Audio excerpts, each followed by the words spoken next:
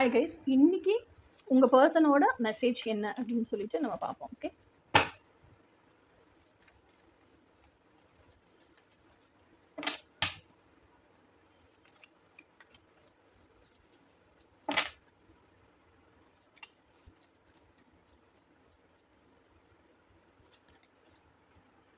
Moon card. Moon அப்படிங்கிறது எதை குறிக்குது அப்படின்னு சொன்னா, மூன் கார்டே பாருங்க, டுவாலிட்டி இருக்கு. டுவாலிட்டிக்கு நடுவில் அந்த பொண்ணு நிற்கிறா.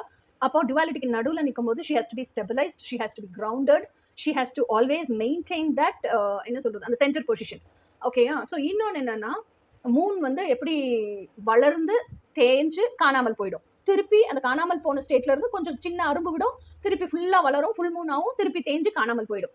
ஸோ இந்த சைக்கிள் இப்படி தான் இருக்கு உங்க மைண்ட் செட்டும் இப்போ. ஓகேயா? இந்த இந்த ஃப்ளக்சுவேஷன்ஸ் இருந்துகிட்டே இருக்கு.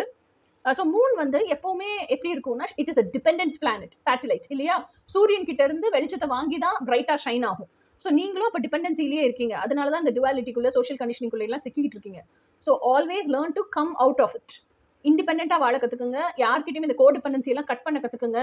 கோடிபெண்டன்சி எல்லாம் இருக்கனால தான் இந்த மென்டல் ஃபிளக்சுவேஷன்ஸ் இருக்கு. எப்பவுமே உங்களுக்குன்னு இருக்கிற பிரைட் லைட், ஓன் லைட் உங்களுக்குள்ள இருக்கு. அதை நல்லா பிரைட்டரா ஷைன் பண்ண கத்துக்குங்க. ஓகேயா? ஸோ இதுதான் உங்களுக்கான மெசேஜ் இந்த மூன் கார்டுல இருந்து இன்னைக்கு உங்க பர்சன் உங்களுக்கு சொல்றாங்க. இனி நாளைக்கான மெசேஜ் என்ன நாளைக்கு பார்ப்போம். Until then by.